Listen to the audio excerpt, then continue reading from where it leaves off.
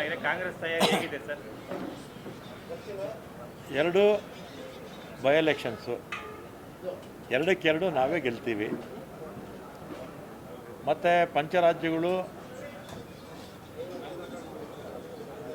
ಎಲ್ಲ ಏಪ್ರಿಲ್ ತಿಂಗಳಲ್ಲಿ ಚುನಾವಣೆ ಆಗುತ್ತೆ. ನಮಗೆ ತಮಿಳ್ನಾಡು ಮತ್ತು ಅಸ್ಸಾಮು ಕೂಡ ಚಾನ್ಸಸ್ ಚೆನ್ನಾಗಿದೆ. ಮತ್ತು ಅಲ್ಲಿ TMC ಸಹಜವಾಗಿ ಅಲ್ಲಿರುತ್ತೆ. ಇನ್ನು ಪಾಂಡಿಚೇರಿ ಇದೆಲ್ಲ ನೋಡೋಣ. ಅಲ್ಲಿ ಮೋದಿಯವರ ಅಲೆ, ವಿರೋಧಿ ಅಲೆ, ಮೋದಿಯವರ ವಿರೋಧಿ ಅಲೆ ಈ ಸಲ NDA ಕೂಟಕ್ಕೆ ಅನುಕೂಲ ಆಗುತ್ತೆ. ಯಾಕಂದರೆ ಮೋದಿಯವರು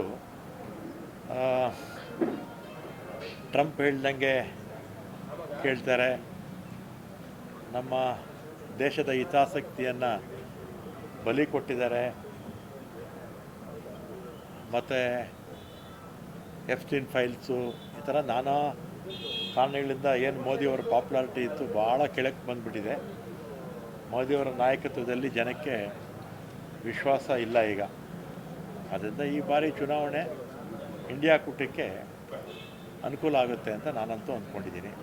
ಈಗ ಬೈ ಎಲೆಕ್ಷನಲ್ಲಿ ದಾವಣಗೆರೆ ಟಿಕೆಟ್ ಕಾಂಪ್ಲಿಕೇಟೆಡ್ ಇದೆಯಲ್ಲ ಸರ್, ನನಗೆ ಬೇಕು. ದಾವಣಗೆರೆ ಟಿಕೆಟು ಹೈಕಮಾಂಡ್ ತೀರ್ಮಾನ ಮಾಡ್ತಾರೆ. ಗ್ಯಾಸ್ ಸಿಲಿಂಡರ್ ವಿಚಾರಕ್ಕೆ ಬಂದಾಗ ಹೋಟೆಲ್ ಮಾಲೀಕರೆಲ್ಲರೂ ಕೂಡ ಬೆಲೆ ಜಾಸ್ತಿ ಮಾಡ್ತಾ ಇದ್ದಾರೆ.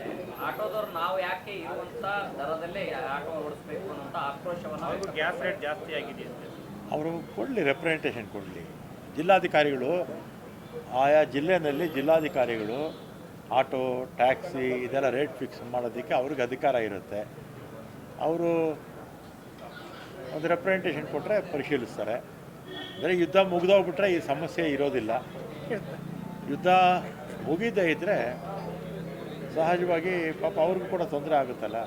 ರೆಪ್ರೆಸೆಂಟ್ ಮಾಡ್ಕೊಳ್ಳಿ ಸರ್. ಹಾಗೆ ಇದು CM ಔತಣ ಕೂಟ ಇದೆ ಸರ್, 5 ಸಚಿವರು ಇವತ್ತಿದೆ.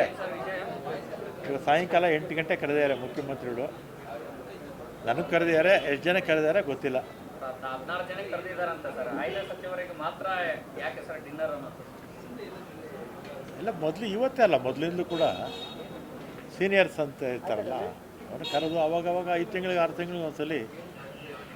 ಈಗ ಅಸೆಂಬ್ಲಿ ನಡೀತಾ ಇದೆ, ವಿಪಕ್ಷದವರು ಏನೇನು ಇಲ್ಲಿ ಕಾರ್ಯತಂತ್ರ ರೂಪಿಸೋದಕ್ಕೆ ನಾವು ಕೂಡ ಮಾಡಬೇಕಲ್ಲ. ಮತ್ತು ರಾಜ್ಯದ ರಾಜಕಾರಣದ ಬಗ್ಗೆ, ಮತ್ತು ಒಳ ಮೀಸಲಾತಿ ಬಗ್ಗೆ, ಮತ್ತು ಇನ್ನೇನಾದರೂ ವಿಚಾರಗಳಿದ್ದರೆ ಮುಖ್ಯಮಂತ್ರಿಗಳು. ಕಾರ್ಯತಂತ್ರ ಬರೀ ರಾಜ್ಯ ರಾಜಕಾರಣದ ಸರ್, ಮತ್ತು ಪಂಚರಾಜ್ಯಗಳ ಚುನಾವಣೆ, ಪಂಚರಾಜ್ಯಕ್ಕೆ ಸಂಬಂಧ ಇಲ್ಲ.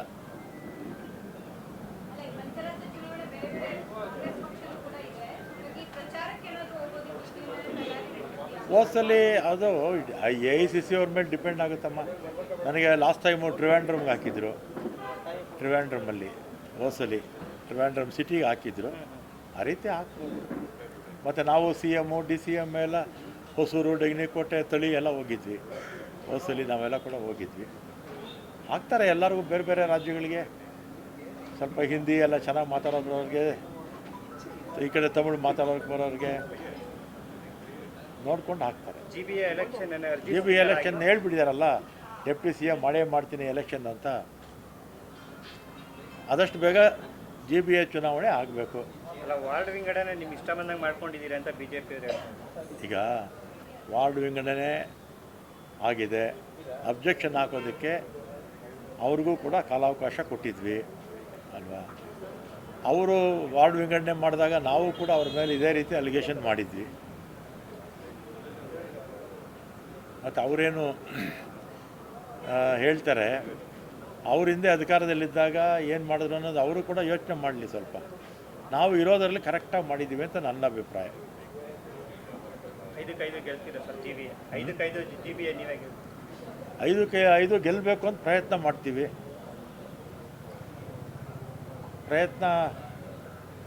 ಮಾಡ್ತೀವಿ. ಆಮೇಲೆ ಜನ ಏನು ತೀರ್ಮಾನ ಮಾಡ್ತಾರೋ ನೋಡಬೇಕು.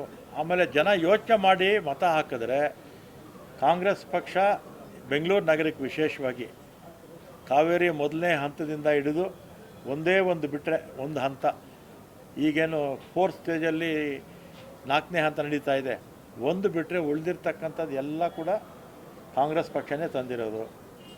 ಆಮೇಲೆ ಬೆಂಗಳೂರು ಪಾರ್ಕ್ಗಳಿರ್ಬೋದು, ಸೆಲ್ಫ್ ಅಸೆಸ್ಮೆಂಟ್ ಸ್ಕೀಮ್ ಇರ್ಬೋದು, ಅಥವಾ ಸ್ವಚ್ಛ ಬೆಂಗಳೂರು ಇರ್ಬೋದು, ಸ್ಟಾರ್ಮ್ ವಾಟರ್ ಲೈನ್ಸು ಕಟ್ಟಿದ್ದಿರ್ಬೋದು, ಎಸ್.ಎಂ. ಕೃಷ್ಣ ಅವ್ರ ಕಾಲದಲ್ಲಿ, ಸಿದ್ದರಾಮಯ್ಯ ಅವ್ರ ಕಾಲದಲ್ಲಿ, ಮತ್ತು ಇಂಟರ್ನಲ್ ರಿಂಗ್ ರೋಡ್ಸು, ಮತ್ತು ನೈಸ್ ರಸ್ತೆ, ಬೆಂಗಳೂರು ಏರ್ಪೋರ್ಟ್ ತಂದಿದ್ದು ಮನಮೋಹನ್ ಸಿಂಗ್ ಅವರಿದ್ದಾಗ, ನೈಸ್ ಇದು, ಮತ್ತು ಇದು ಬ್ಯಾಂಗ್ಳೂರು ಮೆಟ್ರೋ ಮನಮೋಹನ್ ಸಿಂಗ್ ಅವರಿದ್ದಾಗ ಫೌಂಡೇಶನ್ ಹಾಕಿದ್ದು ಧರ್ಮಸಿಂಗ್ ಅವರಿದ್ದಾಗ. ಇದೆಲ್ಲ ಕೂಡ ಕಾಂಗ್ರೆಸ್ ಪಕ್ಷನೇ ಕಾರಣ. ಆಮೇಲೆ ಬೆಂಗಳೂರು ಸುತ್ತಲೂ 7 TMCಗಳಿತ್ತು. 7 TMC, 7 CMC, 2 TMC. ಅದಕ್ಕೆಲ್ಲ ಕುಡಿಯೋ ನೀರು ಕೊಟ್ಟಿದ್ದು, ಸ್ಯಾನಿಟ್ರಿ ಕೊಟ್ಟಿದ್ದು, ಮತ್ತು ಅಲ್ಲಿ ಅಭಿವೃದ್ಧಿಯಾಗಿ ಮಾಡಿದ್ದು. ಮತ್ತು ಅದಾದಮೇಲೆ 100 ಹಳ್ಳಿ BJPಯವರು JDS ಸಮ್ಮಿಶ್ರ ಸರ್ಕಾರ ಇದ್ದಾಗ ಸೇರಿಸ್ಬಿಟ್ಟು ಹೋಗ್ಬಿಟ್ರು. ಹಳ್ಳಿಗಳು ಸೇರಿಸ್ತಾರೆ ಅಷ್ಟೇ, ಅಭಿವೃದ್ಧಿ ಮಾಡಲಿಲ್ಲ. ಆಮೇಲೆ ನಾವು ಆ ಎಲ್ಲ 100 ಹಳ್ಳಿಗಳಿಗೆ ಕುಡಿಯೋ ನೀರು, ಸ್ಯಾನಿಟ್ರಿ, ರಸ್ತೆಗಳ ಅಭಿವೃದ್ಧಿ ಎಲ್ಲ ಕಡೆ ನಾವೇ ಮಾಡಿದ್ದು.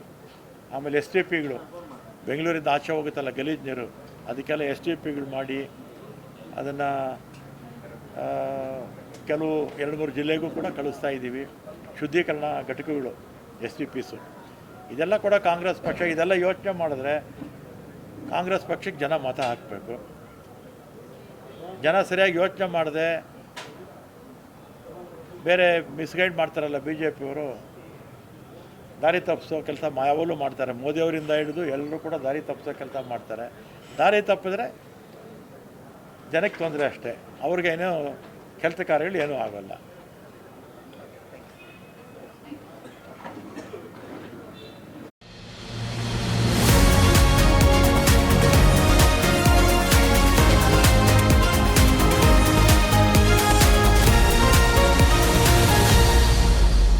ಫಸ್ಟ್ ವೇವ್ ನ್ಯೂಸ್, ನಿಮ್ಮ ದಾರಿ ನಮ್ಮ ಜವಾಬ್ದಾರಿ.